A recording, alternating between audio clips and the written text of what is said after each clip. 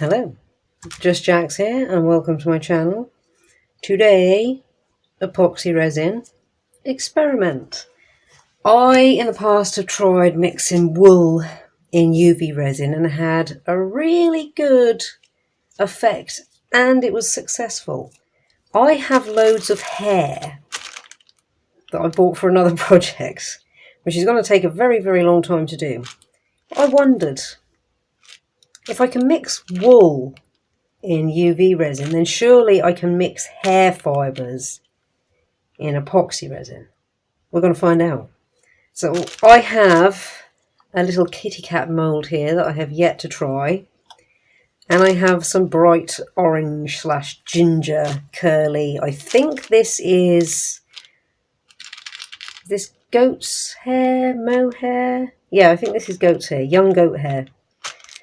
So let's find out. I am using Janchun epoxy resin still. So I am going to add the hardener to the epoxy, and I have a non-porous stirrer here so we can try and keep those bubbles to a minimum. And I've got to stir this for at least 5 minutes.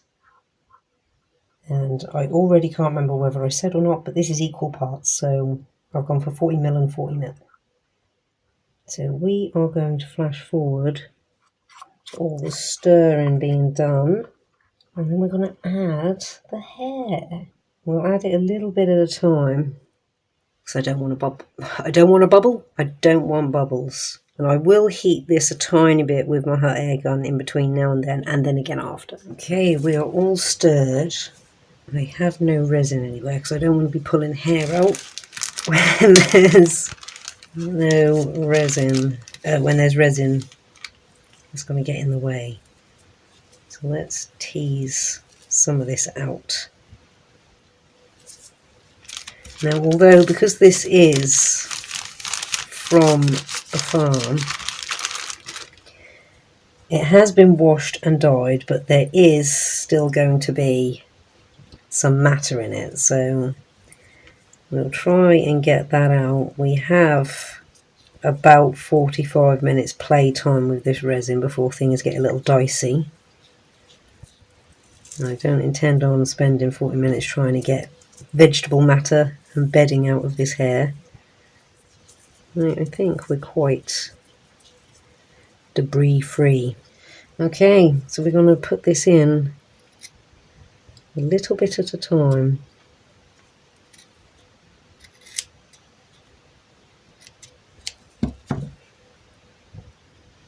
So we want to try and stay bubble free, but I will give it another blast with a heat gun because I will be pushing bubbles in there, though it has been heated pretty well, so I think you might have already seen a bubble come up to the top there.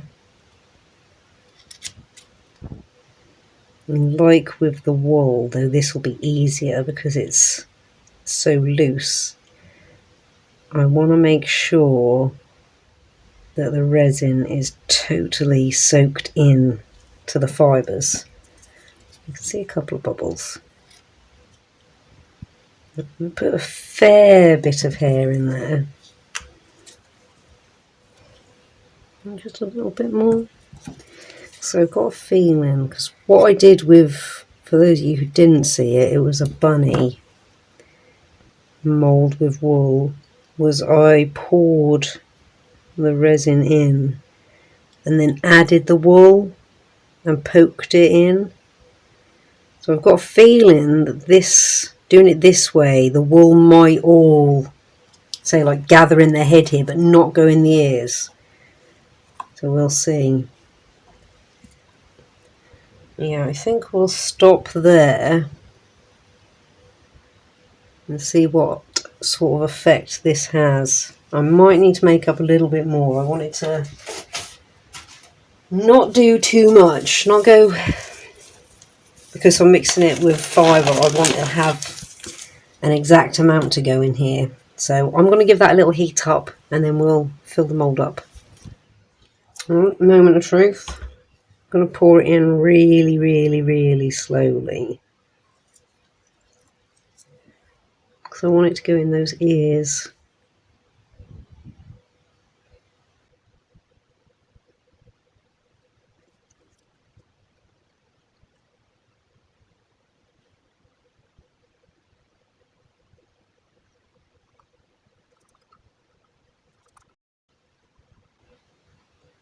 Well, it's such a minuscule amount that we'll need to top it up by.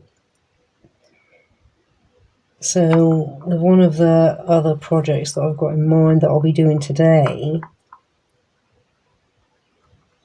I'll use some of the clear excess just to fill that up that tiny bit more. We will find out. Well, you'll find out in a second. I'll find out tomorrow. I'll pop these bubbles if this has worked. Okay, our hairy cat mould is cured, and it looks pretty bubble free. So let's see.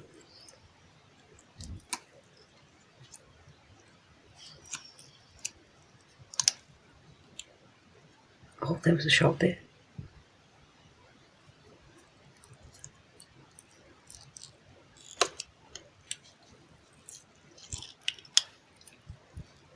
It's quite a thin mould, so I'm going to try not to put my nail through it.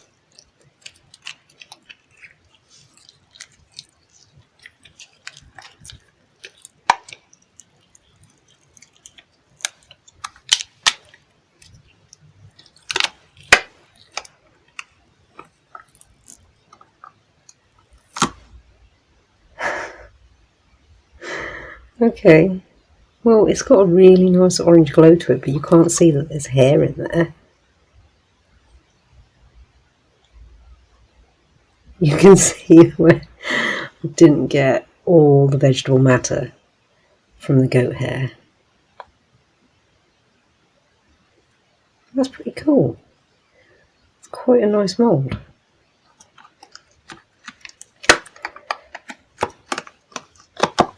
And even though it's super thin, I did not stick my nail through it, so that is good.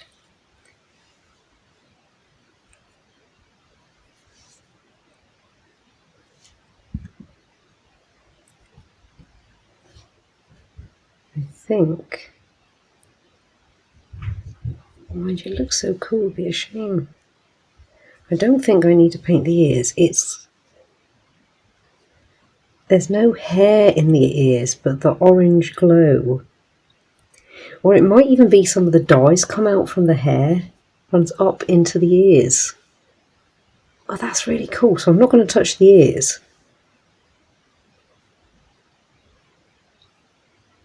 That's so cool. I think I will try and paint these dark stripes.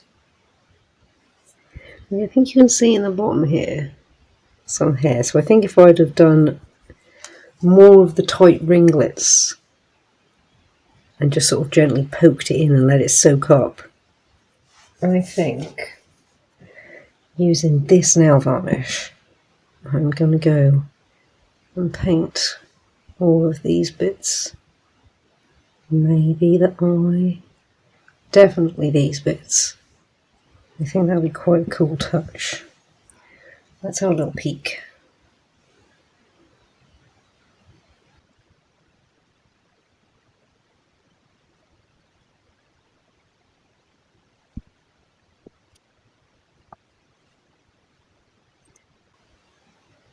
It's not going to affect the front. We're going to flash forward to that being done.